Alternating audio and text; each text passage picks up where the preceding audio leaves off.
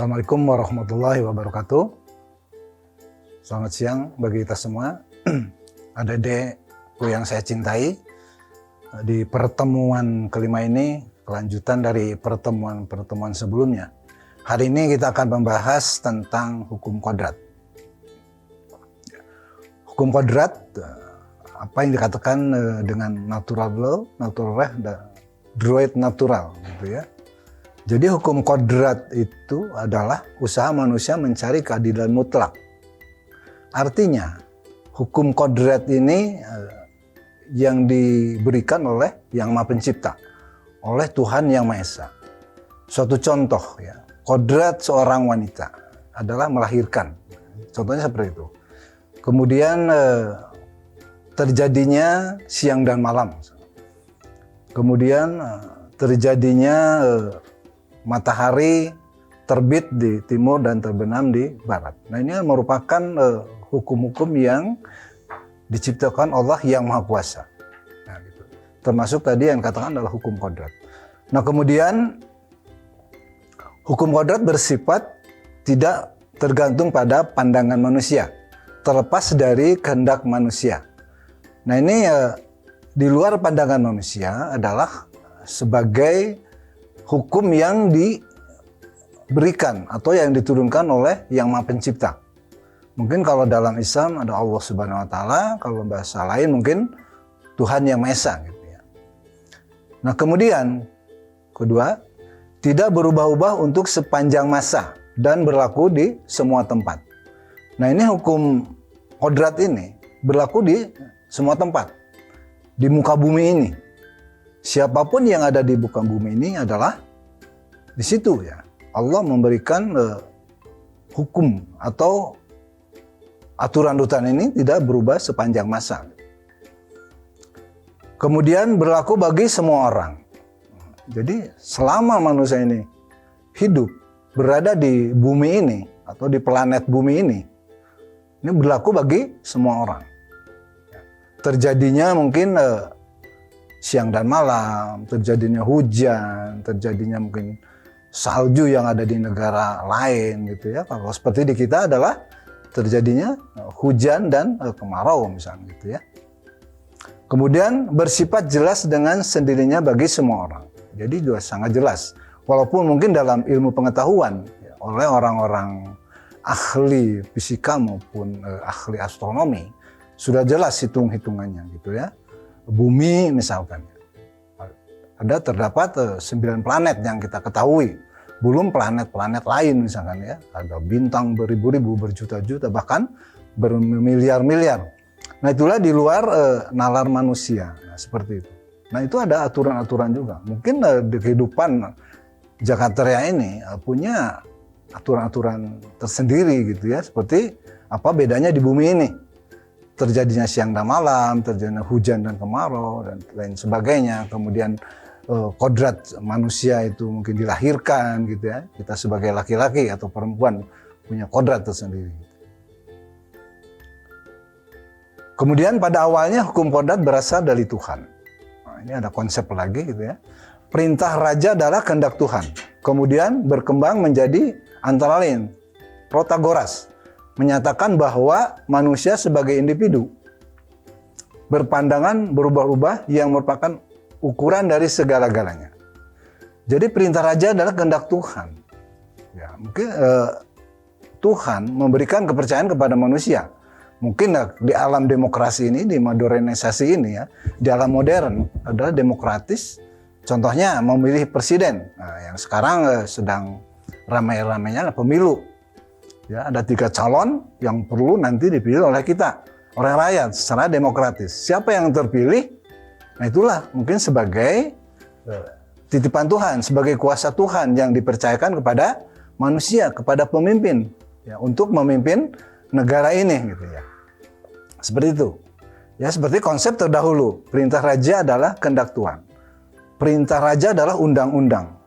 Perintah raja adalah kepanjangan dari Tuhan Yang Maha Esa. Nah, kemudian Aristoteles ya, membedakan hukum. Hukum berlaku karena ditetapkan oleh hukum. Hukum menurut kodrat adalah hukum. Ya. Jadi hukum berlaku karena ditetapkan adalah hukum. Bagaimana aturan-aturan itu ya dibuat, nah, atau aturan itu datangnya dari yang Tuhan Yang Maha Esa, hukum alam misalnya. Ya terjadi misalkan banjir, ya terjadi kemudian tsunami, nah itu adalah hukum alam. Hukum di luar kemampuan manusia. Yang mungkin seringkali terjadi di kepulauan kita gitu ya. Tsunami, gempa, dan lain sebagainya. Walaupun misalkan terjadi longsor, itu ada tangan-tangan manusia yang kurang adil gitu ya, mengakibatkan longsor karena mungkin hutannya gundul dan sebagainya. Kemudian hukum menurut kodrat adalah hukum. Ya bagaimana kita sebagai manusia yang diciptakan oleh Yang Maha Kuasa. Ya, kita sebagai kodrat laki-laki seperti apa gitu ya. Kodrat wanita seperti apa gitu ya. Mungkin kalau kita lihat dari sesi perkawinan, nah itu seorang laki-laki harus bisa melangsungkan pernikahan misalnya dengan seorang wanita. Karena apa? Mungkin sudah dianggap dewasa, kemudian sudah mampu dan sebagainya. Kalau kita lihat dipandang dari sisi agama dan lain sebagainya. Nah kemudian kaum Stoa, penganut ajaran Aristoteles, menyatakan bahwa segala kejadian di dunia ini diatur oleh hukum abadi yang berupa akal Tuhan yang meliputi antara lain di samping alam empiris terdapat alam transempiris yang berada di atas alam empiris dan tidak membedakan antara alam dan Tuhan. Jadi alam empiris ini berdasarkan pengalaman atau kejadian-kejadian yang kita lihat, kita rasakan, kita alami gitu ya. Transempiris adalah di atas segalanya, di atas kemampuan kita sebagai manusia biasa. Ya, kehendak Tuhan. Apa yang saya katakan tadi gitu ya. Terjadi siang dan malam. Ya, perputaran bumi misalkan. Ya, selama 12 jam, selama 24 jam gitu, terjadi siang dan malam. Nah itu adalah di luar kemampuan manusia. Ya kenapa? Karena alam-alam ini kalau kita lihat, berdiri sendiri-sendiri gitu ya. Berputar dengan sendirinya dari 9 planet ini misalnya. Nah itu di luar akal manusia. Kemudian samping itu ada alam lain, semesta lain, bintang-bintang, dan lain semua itu berjuta-juta. Nanti kalau secara akal kita manusia tidak terpikirkan gitu. Hanya mungkin kita sebagai manusia yang punya ilmu pengetahuan ya dengan entah itu fisika, kimia. Oh ini terjadinya alam semesta ini karena mungkin berjuta-juta tahun gitu ya. Dari terbentuknya mega asap lain sebagainya menggumpal menjadi benda-benda langit seperti itu. Misalkan ya terjadinya planet, terjadinya bintang-bintang dan lain sebagainya. Kemudian dari pendapat tersebut, kaum Stoa memandang hukum kodrat bersifat religius. Pateisme karena mencampurkan antara Tuhan dengan alam empiris. Dan transferis, rasionalis karena mendasarkan pada akal. Ya, jadi kodrat bersifat religius, yaitu kita harus percaya berdasarkan agama masing-masing ya kepada Tuhan Yang Maha Esa. Ya. Kemudian pateisme karena mencampurkan antara Tuhan dengan alam empiris. Jadi alam-alam ini diciptakan oleh Tuhan Yang Maha Esa adalah untuk kepentingan manusia, kehidupan manusia yang ada di alam bumi ini. Takala terjadi adanya kehidupan di dunia ini, ada muncul manusia-manusia atau orang yang diciptakan oleh Tuhan ya, berdasarkan perkawinan antara laki-laki dan perempuan, terjadi kelompok-kelompok masyarakat gitu ya. Setelah itu terjadi adanya aturan-aturan yang tumbuh di dalam masyarakat, yaitu adalah hukum yang berdasarkan empiris dikaitkan dengan transempiris gitu ya. Nah kemudian hukum kodrat ajaran Thomas von Aquino abad ke-8 ya, jadi 1000 tahun yang lalu ya, lebih mungkin ya. Hukum kodrat dibedakan menjadi lex externa, hukum abadi. Ya, ajaran ini benar-benar meyakini bahwa keteraturan alam semesta merupakan perwujudan akal Tuhan.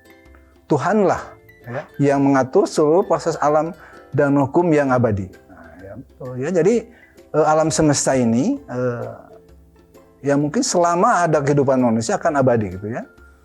Planet masih 9, terjadinya siang dan malam ya. Berputarnya bumi ini selama 24 jam. 12 jam siang, 12 jam malam. Nah, ini adalah hukum abadi.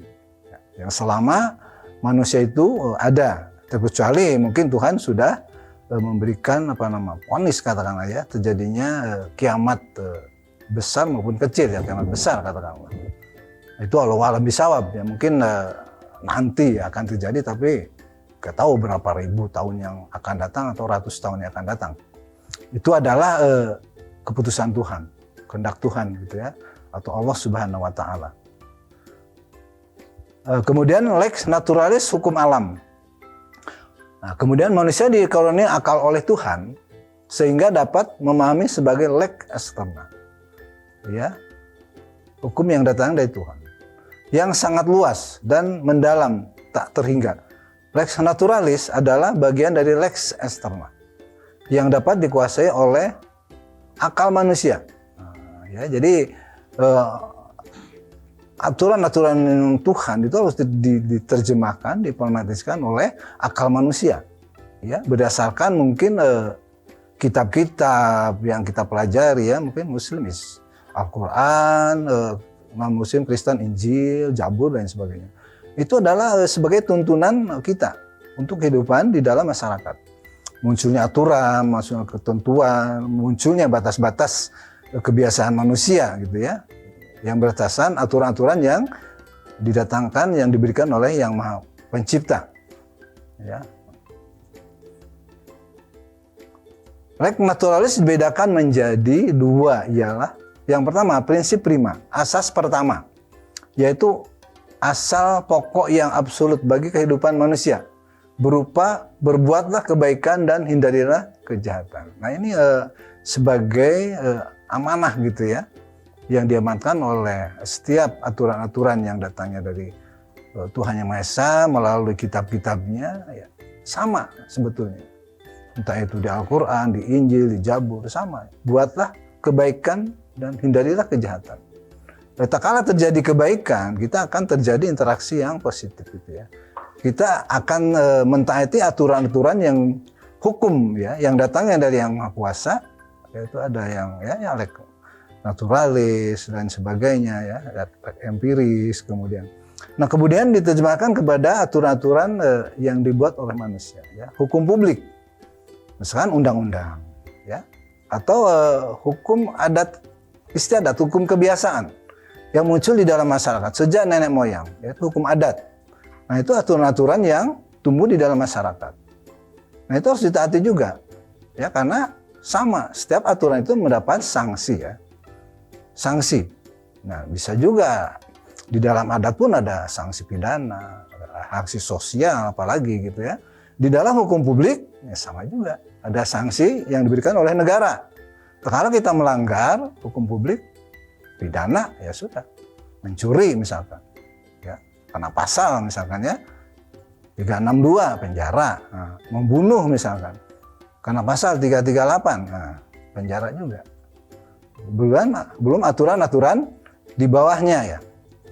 Ya, kemudian ada hukum privat, hukum yang mengatur hubungan antara orang per orang misalkan ya, dalam perjanjian, kesepakatan dan lain sebagainya. Semua ini harus ditaati oleh kita sebagai manusia yang bermoral gitu ya, yang taat hukum seperti itu. Kemudian kedua, prinsip sekundaria, yaitu berupa penguraian lebih lanjut, lebih konkret dari prinsip prima yang digunakan untuk menyelesaikan masalah-masalah kehidupan sehari-hari. Misalnya orang meminjam harus mengembalikan. Nah, ini konsekuensi dari aturan-aturan yang dibuat. Mungkin kalau kita secara modernisasi sekarang adalah hukum privat, ya, aturan yang mengatur antara orang per orang, ya, orang dengan orang. Misalkan orang dengan institusi, misalkan di perbankan. Kalau kita meminjam uang, ya harus bayar, nyicil, dikembalikan. Kalau kita meminjam ke teman, ke saudara, entah itu uang, entah itu barang, atau dan lain sebagainya, ya harus dikembalikan, mengembalikan sesuai apa yang kalau dijanjikan. Ya mungkin di dalam perdata adalah 1320 misalnya. Ya kesepakatan para pihak. Karena didasari oleh bagaimana aturan ini disepakati, yaitu adalah 1338 misalnya. Nah itu kita harus sepakati bersama. Ya, kedua belah pihak. Termasuk hukum publik. Tak kala kita melanggar hukum publik, yang saya katakan tadi, ya sudah konsekuensinya adalah negara, pembalasan seperti itu. Nah kemudian ketiga, lek devina hukum ilahi, ialah hukum yang ada pada kitab-kitab suci. Yang saya katakan tadi, ya berulang-ulang adalah hukum ilahi, lex devina, yang ada di dalam kitab suci. Ya, di dalam kitab suci. Kemudian keempat, lek temporalis, hukum positif, ialah hukum yang berlaku masa kini dan di tempat ini. Jadi bagaimana hukum itu? Itu ya hukum positif lah. Bagaimana hukum yang diciptakan oleh negara, yang dibuat oleh negara untuk mengatur masyarakat dengan negara. Juga hukum hukum pidana atau hukum perdata. Nah itu diciptakan oleh negara berdasarkan undang-undang. Bagaimana kita mentaati hukum-hukum itu untuk berjalannya masyarakat yang adil dan makmur. Demikian pertemuan keempat yang saya sampaikan, mudah-mudahan bisa bermanfaat untuk kita semua dan kalian terutama. Terima kasih. Wassalamualaikum warahmatullahi wabarakatuh.